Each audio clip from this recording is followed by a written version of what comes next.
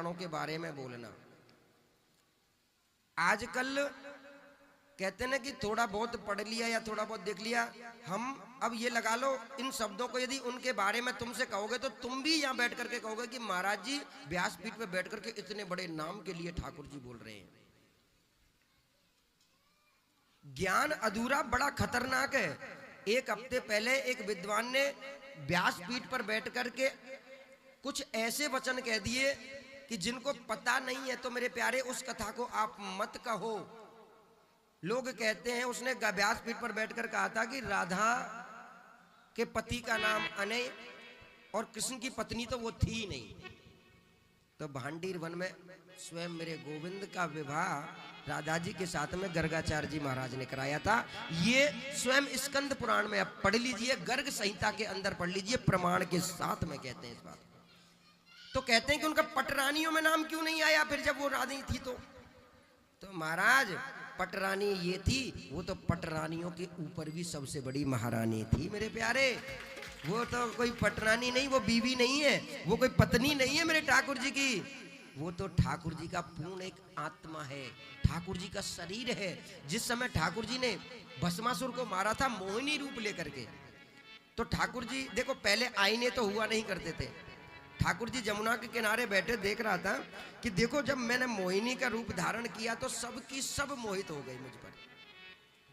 केवल एक देवता था जो वह भगवान पर मोहित नहीं हुआ। कौन था बताओ? कथाएं बहुत सुनते हो ना,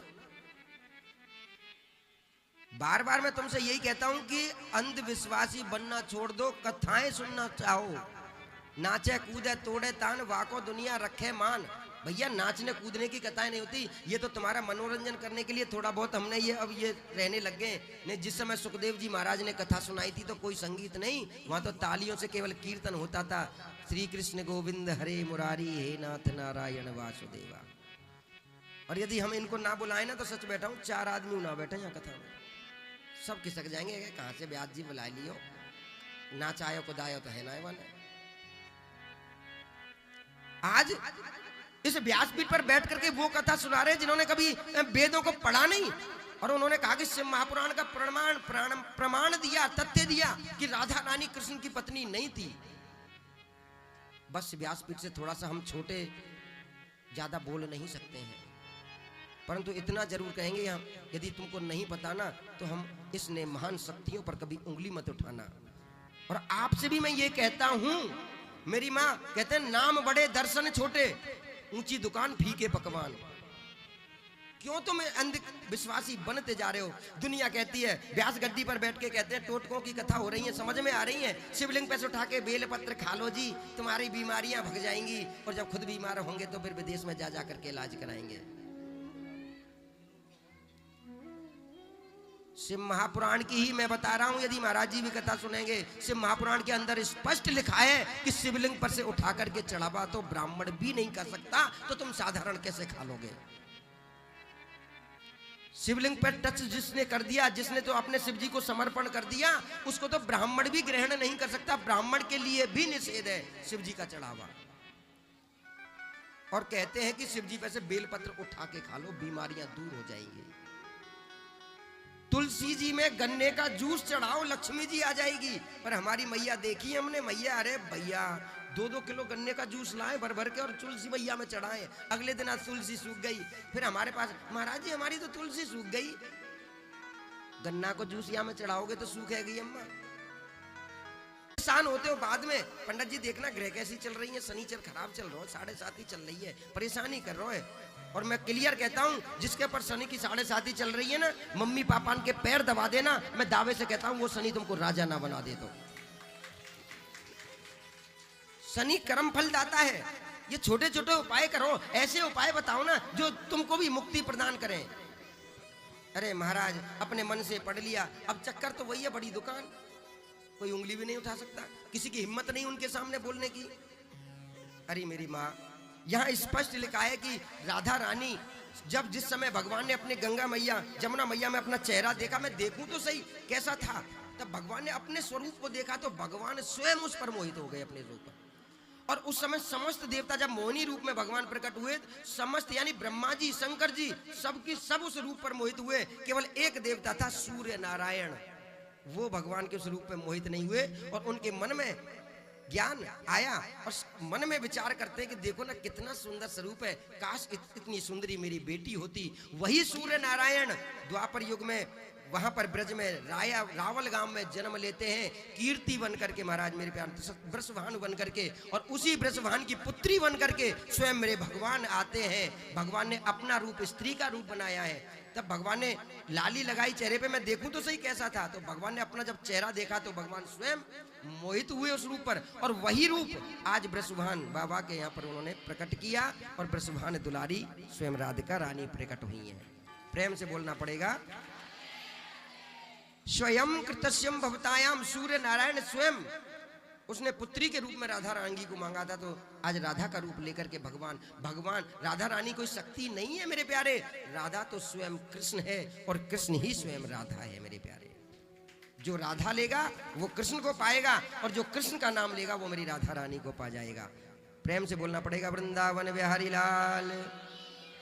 जोर से बोलना पड़ेगा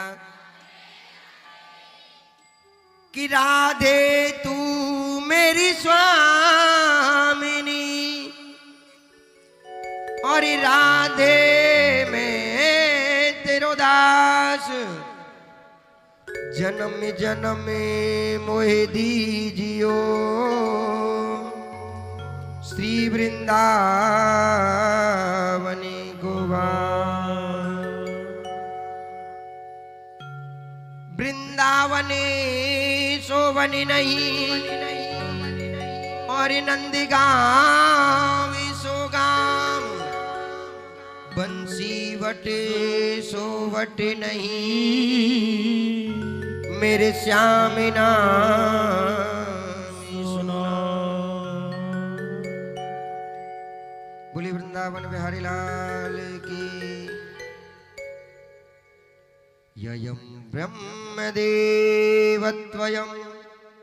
सारिधं कृत्यनारायणं स्वद्यकृतं ग्रजो भवतां सस्यं प्रजासदीयते। प्रेम से बोलना पड़ेगा।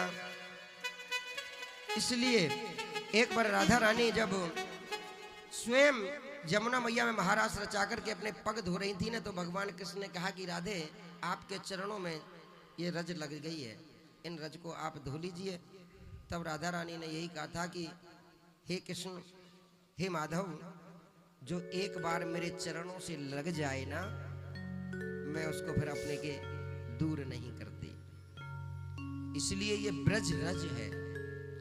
और ब्रज रज और ब्रजवास तब मिलता है जब हर व्यक्ति, हर जीव 84 लाख योनियों में पुण्य करता है। और 84 लाख योनियों में, यानी कुत्ता हो चाहे बिल्ली हो बंदर हो, हर योनि में आप जाओ और हर योनि में भगवान का भजन करोगे, तब जाकर के मेरे गोविंद की प्राप्ति होगी और ब्रज का वास और ब्रज के दर्शन आपको मिलेंगे। प्रेम से बोलना पड़ेगा। इसीलिए कहते हैं कि ब्रजवासी को वासी भलो,